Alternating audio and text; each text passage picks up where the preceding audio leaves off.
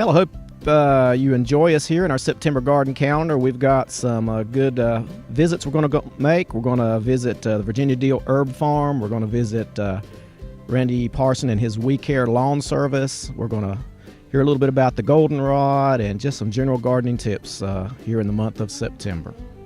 Well, in the month of September, of course, there are a lot of different things in flower. Crepe myrtles, Rosa Sharon, dahlias, cannas, mums, laropes blooming, some of your hostas, asters, goldenrods, Joe Pye weeds. So there's a lot out there that are blooming in the month of September. Also, the month of September, you can plant some different things. You can get out there and plant mums, plant pansies, ornamental cabbage and kale, and of course some fall vegetables like lettuce, spinach, radishes, onions, turnips, and then a lot of things in your cold hardy families such as broccoli, cabbage, cauliflower, and of course use transplants for those.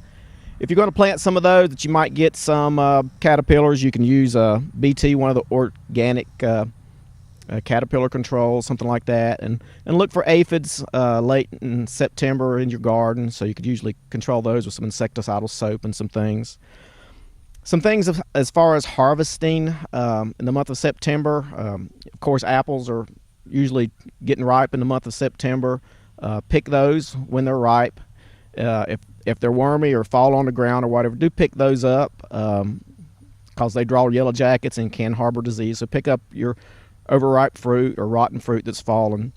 As far as blackberries, raspberries, if you have after they've fruited here in the month of September, the old canes, you can go ahead and cut those down because fruit won't come on the old canes. As far as strawberries, they're setting their fruiting buds now, so go ahead. A little application of some nitrogen to strawberries will give them a little jump and help with the strawberries next spring. And then also pumpkins and gourds, pick them when they're ripe and get them out of the garden before first frost. So a lot of chores here in the month of September. Even house plants, you just start to look at them, get them ready to bring them in before the night temperatures get down to 50 degrees, and check for unwanted hitchhikers like some insects or so before you do bring them in the house. And then your hummingbird feeders, still leave them out there. We have a lot of hummingbirds up north that'll be migrating back through, heading south, so keep them out during the month of September and probably October as well.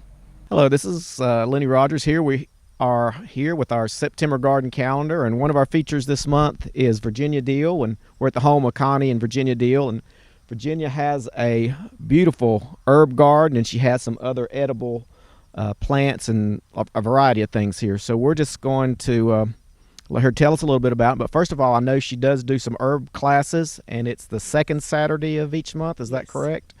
And what time do they start, and how long do they last, Virginia? At 1 o'clock until 5 o'clock. Okay. And they will be served refreshments. Okay. So if you want more information, you can contact our extension office on that, and also you can get hold of you at, what's the phone number? 828-632-6567. Okay. So great. We're just going to let Virginia have the mic and tell us about some different things. She's got things in different groupings, and it's quite a display here today. So Virginia, just get started and tell us about some of the things you have here. Thank you, Lenny. Well, first I'll tell you about my edible thing here. I have nasturtiums, which you can eat the blooms as they are, or you can fill them with cream cheese with chives. You can put the leaves and the flowers in salads, and you can also deep fry the leaves, and they taste like popcorn. They're wonderful. And the next thing, I have sage. This sage is the purple sage, and I have the regular old-timey sage over here.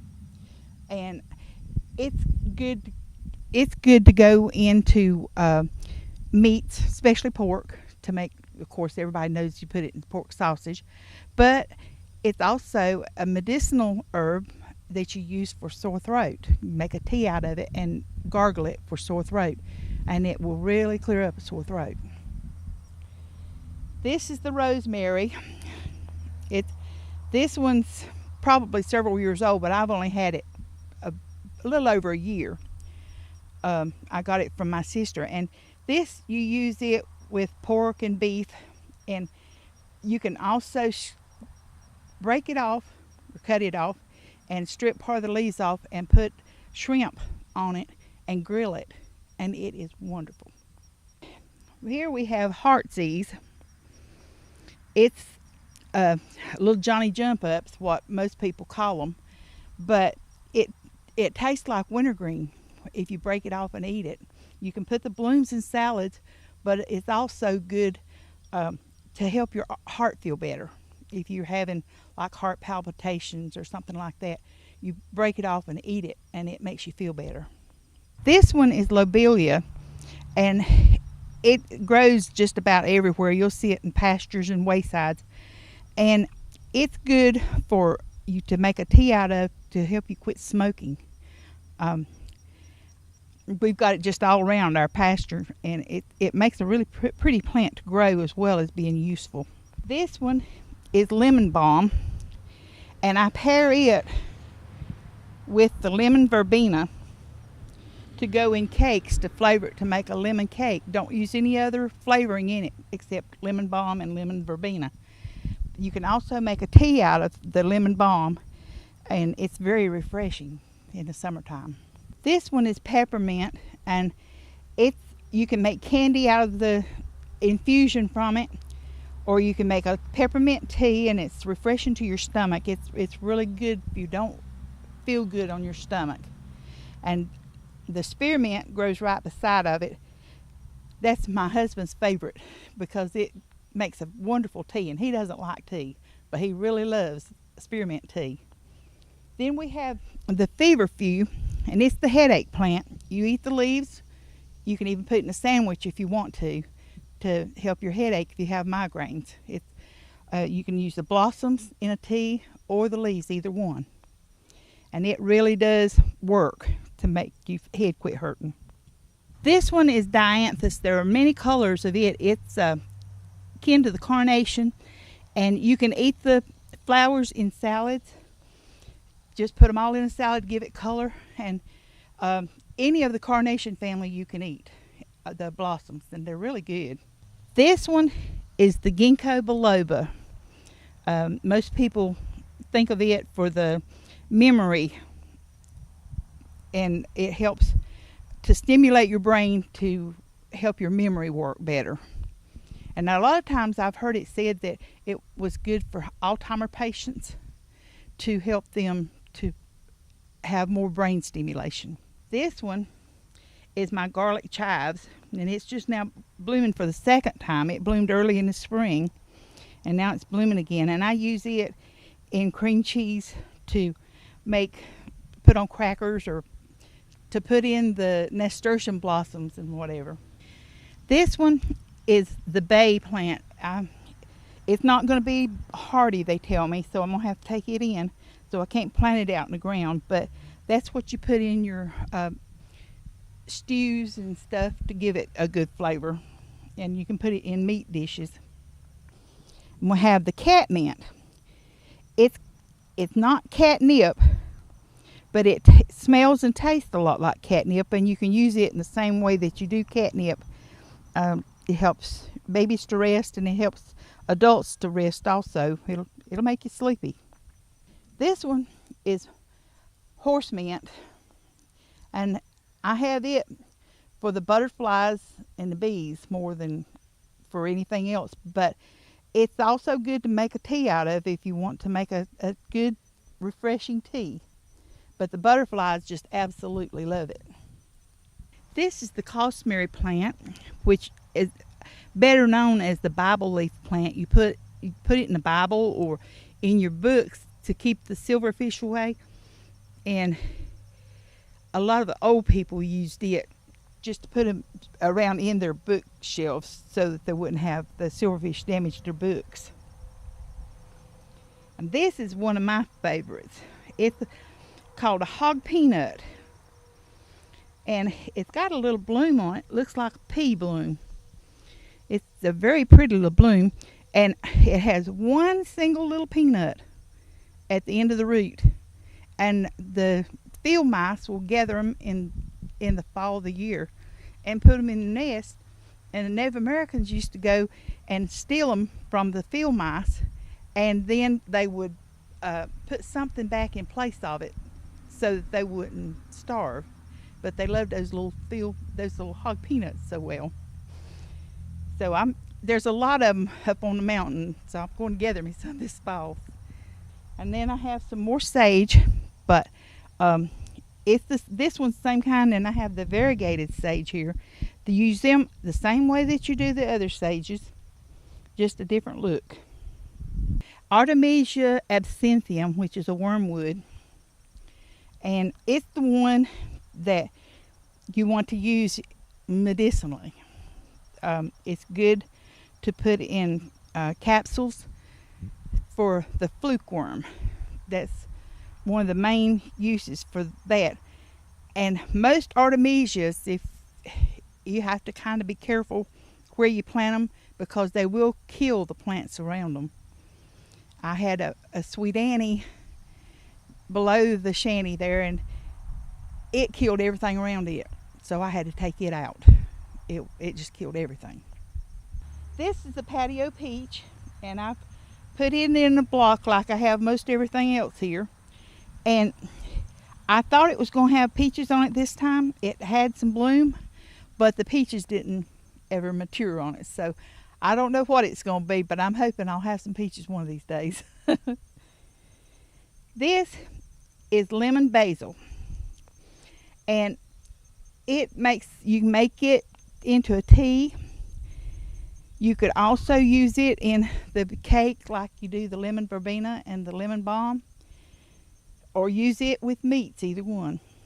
And it's very, very good. It's got a real strong lemon flavor.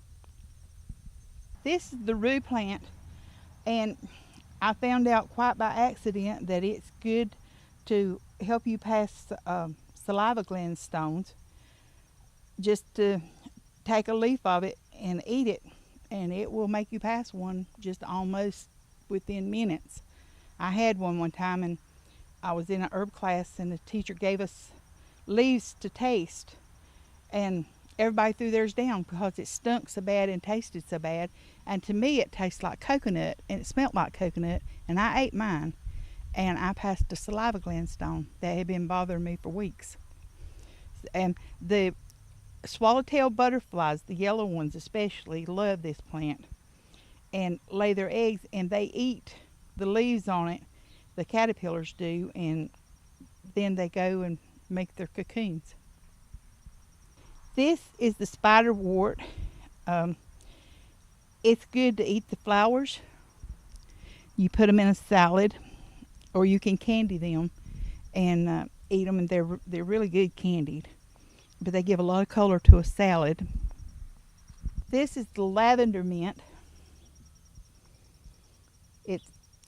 It smells just like lavender, but it is a mint. It has a square stem, and you can take it and dry it and put it in sachets to put in your dresser drawers, just like you would the regular mint.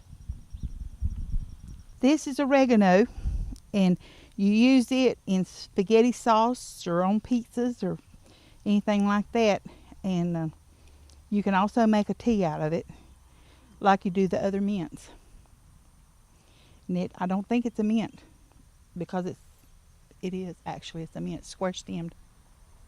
This is horseradish. You dig the roots of it to make the horseradish sauce, and you can use it for a sinus infection. It's really good to make your sinuses open up if you have a sinus infection. The horseradish sauce, you use it with tomato ketchup to make a not tartar sauce, but a cocktail sauce. And when you grate your own and use it yourself, it's much better than what you get in a bottle. This one's bee balm. It's just about to finish blooming. You can make tea out of it. It's called Oswego tea also. And the butterflies love it. And hummingbirds love this plant. But it's really good to make a tea. This is sheep sorrel. And it is paired with wormwood and rhubarb root to make a cancer cure. It's not all cancers, but some cancers it will help with. And a lady had come up with that, and she experimented and gave it to a lot of patients, and it helped them. And she sold it to the government for $1, and it was destroyed. So we don't know the exact amounts of anything, but it is a good one to use as a tea. The Native Americans use this plant. It's the leer-leaf sage, and they use the seeds that are in these little pod things here with bear grease to rub on skin cancers. And it's good for bad sores also to rub it on, and helps them to heal. You can use any part of that plant for that, and that was a hard one to identify. I like to never found it in any of the books. This one is a toothache plant, and you take a leaf or the flower, which is a very unusual flower. It never has petals. It's just a little bud, and it will numb your mouth or wherever you want to put it in your mouth for your toothache.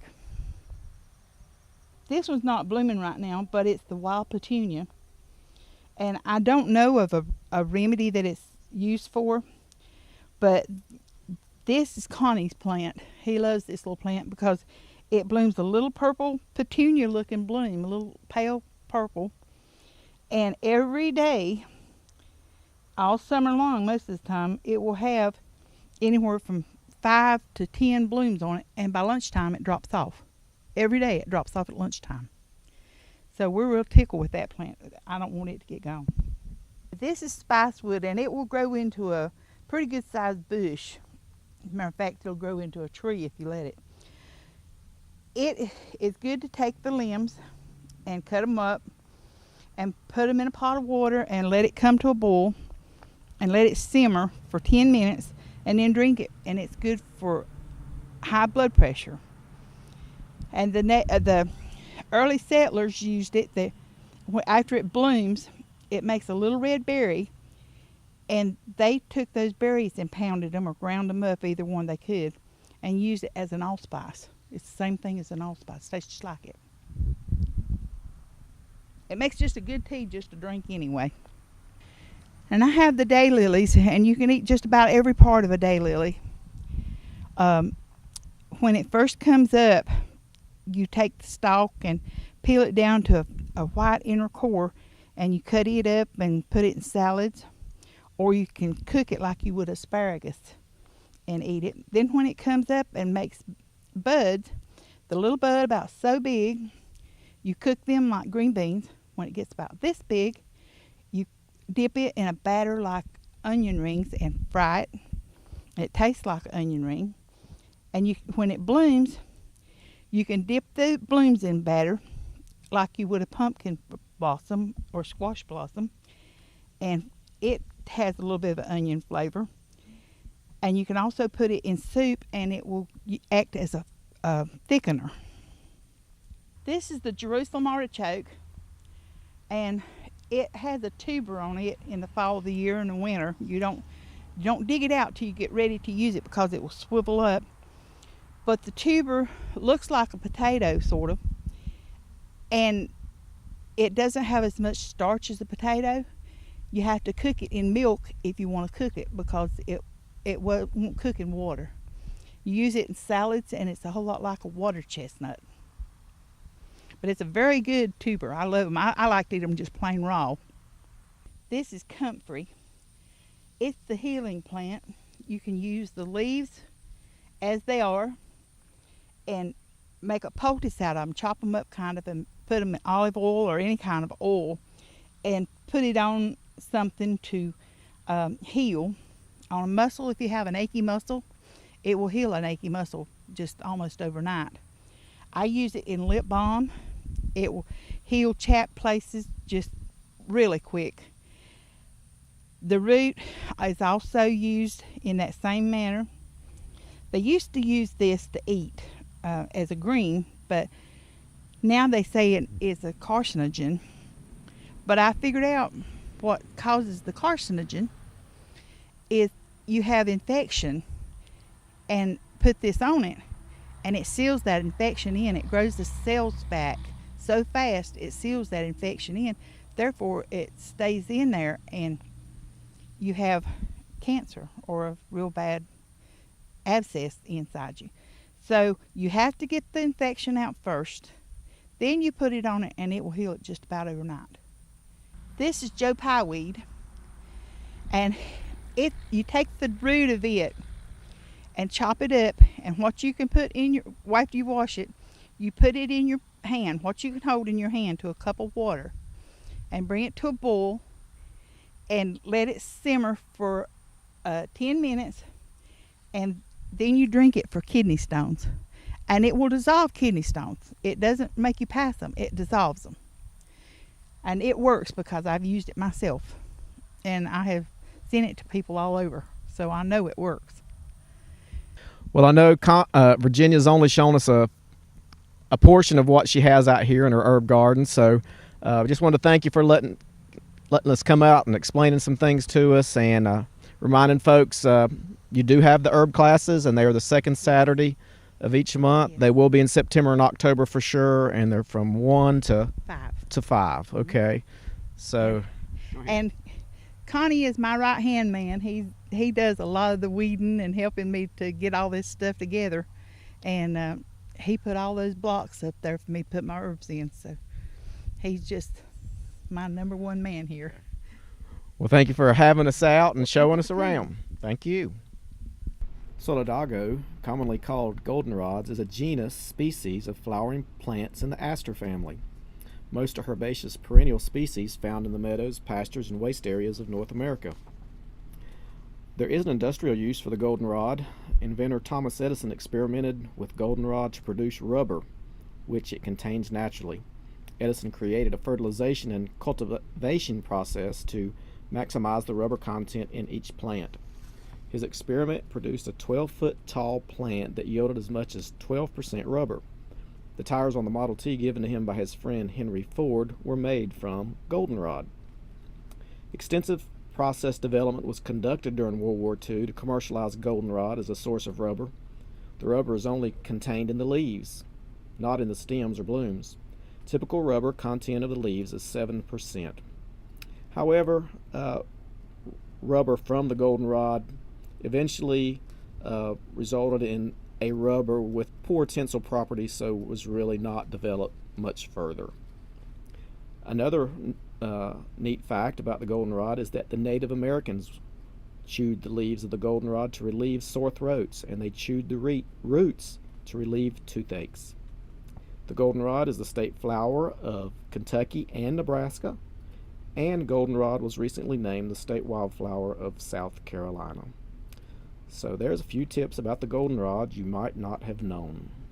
Well, one thing I always think of when I think of the month of September is all those lawn care chores. So today we're here over here in Bethlehem with Randy Parsons with We Care Lawn Service, and Randy's going to tell us a little bit about some of the tasks that he does on a typical yard. But I will say, I know one of the first things I always come to my mind is fertilizing and checking lime, and really one of the best ways to figure out what to add is to do a soil test report. And soil test reports have always been free. We have the soil test kits at our office and the soil tube if you want to check those out. And we've always been able to send those in. They've always been free except for the mailing costs.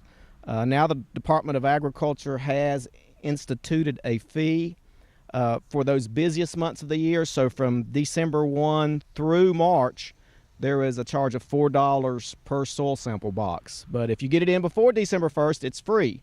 And then if you send it in after March, starting April 1, it would be free again. But from December 1 through March, there is a $4 fee for soil tests. So now would be a great time to do that. But Randy, go ahead and tell us a little bit about fertilizing and liming a yard, what you typically do for some of your folks.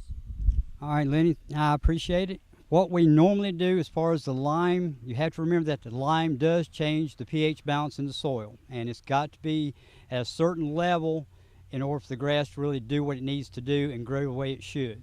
So that's after the soil test, you find out where you are, and then you can normally check with anyone locally, especially the ag department, to find out how much lime you may need to put out for the soil itself to change that pH balance. Also on your seed, you need to kind of be aware of what areas you are reseeding, whether it's got a lot of shade involved with it or whether it's a hot sunny area. And there again, you need to make sure you use the right type seed, because you put the wrong seed in, it may come up, it may look great for a few weeks, but then it's going to be gone and you basically have to start back over again. So And I see you've got two different seed types. One's more of a sunny. Is it more tall fescue? And then what's the other? one is a more regular tall fescue blend, because there again, some blends will work better than others, and you may have one type seed in that blend that may come up better and grow better than the other blends. So I always like to use blends wherever the situation may call for. Also with the shade, it is a shade blend also. So there again, you have different seed in that blend that may do a little bit better than what another seed in that blend will do. So you still have that coverage and it's still going to come up and grow like it needs to grow. Tell us a little bit about the straw. When would you put straw out on a yard after you've seeded? Normally on the straw, if you have some bare areas or some large areas that simply haven't been doing well at all, you may want to go ahead and straw those. One reason being to keep the moisture, but also another reason would be to keep the birds themselves from coming in and eating some of the seed itself, to where you're going to have less seed there to come up and actually germinate and grow. So the straw does come in when there are those bare areas involved. And I know as far as the quantity of seeds you put out, if you're just reseeding a yard, you put out less than if you were starting with a whole new established area. Correct. Because normally if you have a fairly good established lawn, you're going to put out maybe 3.5, 4 pounds per 1,000 square feet. But if you're looking at a bare area, you're probably looking at anywhere from 7 to 9 pounds per 1,000 square feet, simply because of the coverage you need. So you do have to, there again, you kind of look at the areas you're dealing with in order to know exactly what you need to do in those areas. And you can get too much seed to where it starts coming up too thick. If it starts coming in too thick, then you are going to have a problem there also, because once it starts coming in, it'll start matting up and it'll start dying back out. So you don't want to overdo it. So it's one of those, you kind of need to look at that area and make that decision. And if you have to go back maybe and do a little reseeding again in the spring, if you don't get it quite thick enough, then you can do that, but don't overdo it. That's going to be one of the key areas also. Let me ask you, and I know the answer, but I want you to tell the folks here, why do we seed in the fall versus in the spring or early summer months? All right. The main reason being for that is the fall area, you're going to have time to get established. You're going to have the cooler weather to where it's going to continue growing. You're going to have the extra moisture also through the fall area, and you want to get it done early enough in the fall so it does get established well enough before the colder winter. If you do it in the springtime, unfortunately you'll have a beautiful lawn coming up, but if it does turn hot and dry and you don't have that irrigation or you don't continually keep it watered, you're going to end up losing probably at least half of it at that time, simply because of the heat and the dryness. Right. If you put it out there in the spring, it just doesn't get that root growth it needs to. But if you put it out now, you're going to get root growth now. It's going to go a little dormant, coldest of the winter months, and then get more root growth in the spring. So by the early summer months, it's got a good root system that'll hold it through. Exactly. So that's one of the things you always got to look at. You know, a lot of things are key as far as timing, as far as what seed you use. There's a lot of different things you got to make sure of. So if you're not sure of what you need to either contact someone locally that is in the business, or also contact the ag department, and they can give you that information a lot of times also, or even some of the local hardware stores can also help you in that way. Tell us a little bit about aeration or plugging there. A lot of people call it plugging, some people call it chorification.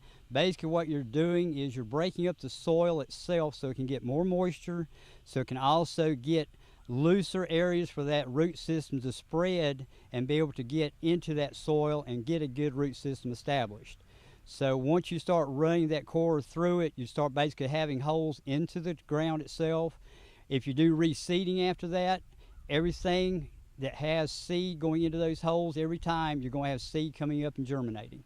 So that's why I really prefer to do chorification instead of doing something like an aeration, because the more holes you have in it, the more seed you get in the holes, the more grass you have germinating. One thing I do want to mention here as far as fertilizing and lime, we talked about the soil tests, but lime, there's just no way to guess what the pH of the soil is unless you take a soil test. As far as the fertilization, what we shoot for in the fall is 1 pound of actual nitrogen per 1,000 square feet, and that depends on your fertilizer blend. If you're talking 10-10-10, 10 pounds of 10-10-10 will give you the adequate nitrogen per 1,000 square feet. But if you're using a 3400, it only would take 3 pounds per 1,000 square feet. So it does depend on the blend, on how much you put out there, and you don't know how much phosphorus or potassium you really have out there unless you do a soil test. So you're really kind of guessing on those other two elements, the last two numbers in that blend. So encourage you to do a soil test. And we're going to get out here, and Randy, I think, is going to demonstrate a few things for us, fertilizing and maybe reseeding a little bit here in the yard, and show us some of the things he does with a typical yard and some of his clients. All right, very good.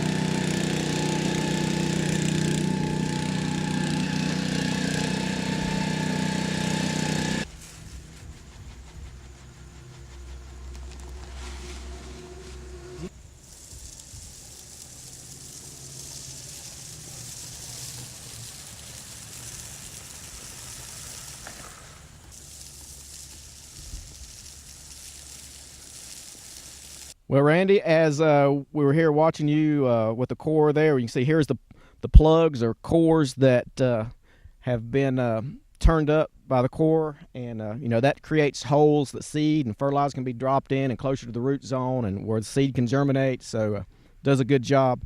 Also, we were talking about fertilizer a little bit, and there is a difference. There's a starter fertilizer, and then there's just regular fertilizer and slow release fertilizer. So tell us a little bit about when you use those different fertilizers. All right, normally with the starter fertilizer, you're going to use that when you are doing your seedings. What it's going to do is going to give that seed itself a quicker germination, also going to help a root system get established a little bit quicker and a little bit deeper. But the only thing about a starter is it's only going to last for approximately 30 days, maybe 45 days. If you use a slow release, you're normally looking at using a slow release after you've got a germination up good and established, either in the spring or in the fall. You can use a slow release, which is going to give you basically a 3-month feeding period to where it's slowly going to release a little bit at a time as each rain comes through. They'll be feeding that root system a little at a time and keep it established a little bit longer and continue to help it for that little bit longer period. So that always does make a difference when you're doing a slow release. It's more advisable to use a slow release at any time you can in spring or fall to give it that extra feeding, but also so that it doesn't grow too quickly and have too much of the nitrogen released at one time, so you're out there mowing twice a week instead of once a week. So it's something always you want to look at, is the slow release when you're doing the fertilizations for your spring and fall without doing a seeding itself. And also, the regular fertilizer, it does release that nitrogen quicker, so we're more prone to diseases as well. The slow release, you're not as apt to get some of the brown patch and other diseases using the slow release fertilizer. And I believe also, besides fertilizing and reseeding and seeding yards, you also do some weed control. Correct. For lawns and things of that nature. So we appreciate Randy having us today. And Randy, if people want to get in touch with you to inquire about your services, how would they do that?